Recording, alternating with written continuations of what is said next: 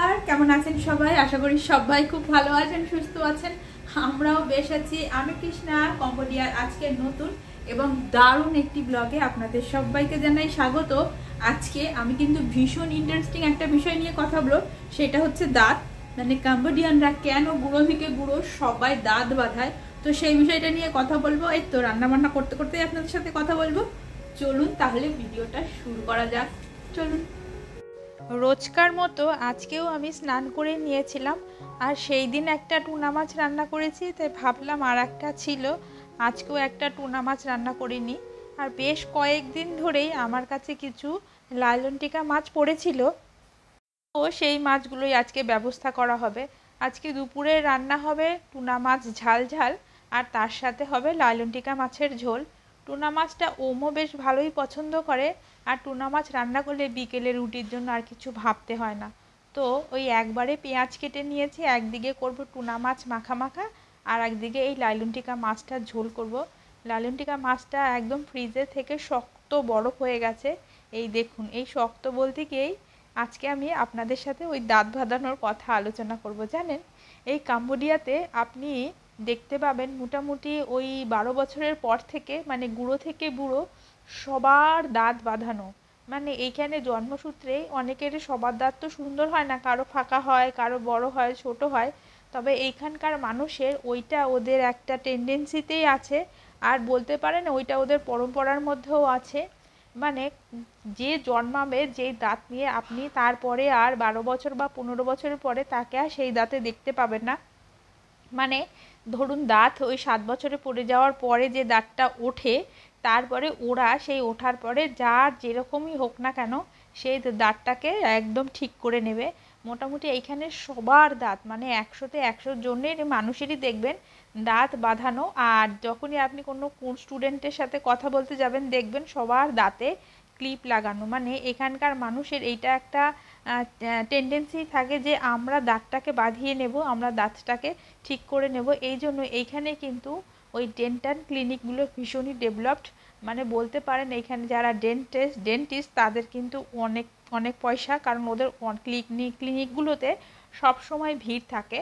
তো আপনাদের যদি কখনো কোনো দাঁতের সমস্যা হয় আর কম্বোডিয়াতে আসেন, তাহলে আপনারাও কিন্তু অবশ্যই দাঁত বাঁধিয়ে নিতে পারবেন। আমি জাস্ট মজা করছিলাম। মানে এখানকার এইটাই কালচার, মানে বুড়ো থেকে বুড়ো মোটামুটি সবাই দাঁত বাঁধানো। মানে আপনি যদি বাজারে যান, আপনি যদি শপিং মলে যান, আপনি যদি বাস অফিসে যান, আপনি যদি স্টেশনে যান, আপনি যেখানেই যাবেন প্রত্যেকটা মানুষের দাঁত এখানে বাঁধানো থাকে। আর দাঁত শুধু বাঁধানোই থাকে না, অনেকে আবার যাদের পয়সা বেশি তারা আবার কি করে, একটা দাঁত সোনার মতো করে নেয়, মানে সোনা দিয়ে বাঁধানো আর কি, যেটা মানে হাসলে সোনা দেখা যাবে।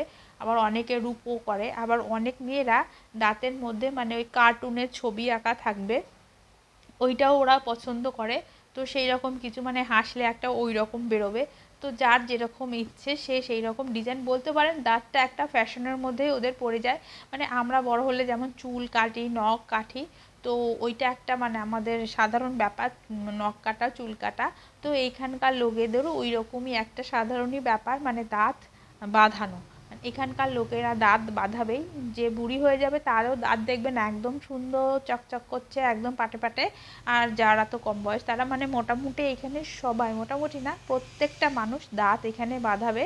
মানে আর আমরা যদি বলি যে আমরা দাঁত বাঁধাইনি, ওরা একটু শুনে অবাক হয়, কারণ আমাদের দেশে তো ওই রকম কালচার নেই যে আমরা জন্মসূত্রে যেই দাঁত পাই, মানে যেটা 7 বছর পরে পড়ে গিয়ে যেই দাঁতটা ওঠে, আমাদের ওইটাই হয়ে থাকে। নেহাত যদি কারো কোনো বিশেষ সমস্যা হয় দাঁতে, সেই ক্ষেত্রে আমরা হয়তো দাঁতটা বাঁধিয়ে নিই বা ঠিক করে নিই, বা বিশাল ফাঁকা বা কোনো প্রবলেম বেশি বিশেষ না হলে আমরা ওই দিকে যাই না। তবে এইখানে কোনো সমস্যার কিছু নেই, এইখানে দাঁত লোকে বাঁধাবেই আর বাঁধায়ও। আর এই দেখুন, আমার টুনা মাছের যে মশলাটা দরকার ছিল একদম একটু মাখা মাখা আমার হয়ে গেছে। আর এই যে আর একটা ক্যান টুনার, আর এই টুনার এই ক্যানগুলো না, মানে মাছের পিসগুলো সেই রকমভাবে ওরকমভাবে পাওয়া যায় না, মাছটা মানে ওই কিমা টাইপেরই থাকে।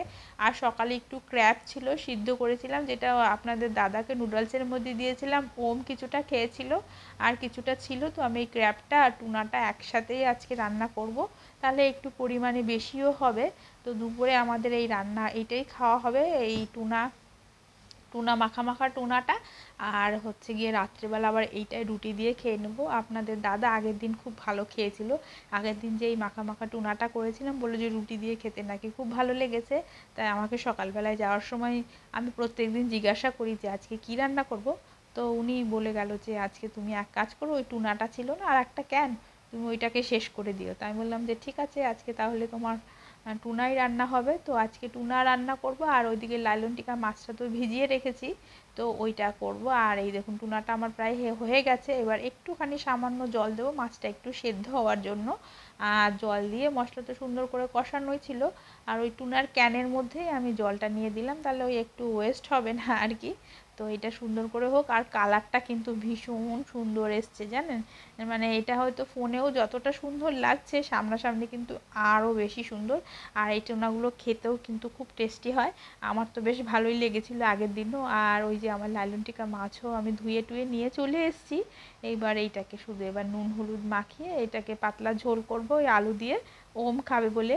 আর এদিকে এই দেখুন ওকে আমি সকালের ব্রেকফাস্ট খেতে দিয়েছি, ঘুম থেকে উঠেছে, আজকে স্কুলে পাঠাইনি, একটু ঠান্ডা লেগেছে। আর ওর তো ফাইনাল এক্সাম হয়েও গেছে, রেজাল্ট বেরিয়ে গেছে। তো এখন স্কুলে শুধু ওই গ্র্যাজুয়েশন ডের জন্য ডান্স প্র্যাকটিস হয়, তাছাড়া পড়াশুনো সেই রকম হয় না। তবুও আমি ওকে ডেলি পাঠাচ্ছিলাম, তোর বাবা বললো যে একদিন একটা কাজ করুক, রেস্ট নিক। তো ওই কাঁটা চামচ দিয়ে খেলতেই ও ব্যস্ত, খাবে কি। আর এইদিকে এখন ওই দুপুর 12টার মতো বাজে, আর আপনার দাদা চলে এসছে, ও এখন ওই দুপুরে খাওয়া দাওয়া করছে। তো আজকের এই ছোট্ট ভিডিওটা আমি এখানেই শেষ করব। আশা করি আজকের এই ভিডিওটা আপনাদের সবার খুব ভালো লাগবে। যারা ফেসবুক পেজ থেকে দেখছেন তারা একটা করে ফলো করে রাখতে পারেন, আর যারা ইউটিউব থেকে দেখছেন তারা চ্যানেলটাকে সাবস্ক্রাইব করে রাখতে পারেন। আর আমাদের ভিডিওগুলো কেমন কী লাগছে অবশ্যই কমেন্টে জানাবেন। সবাই খুব ভালো থাকবেন, টাটা।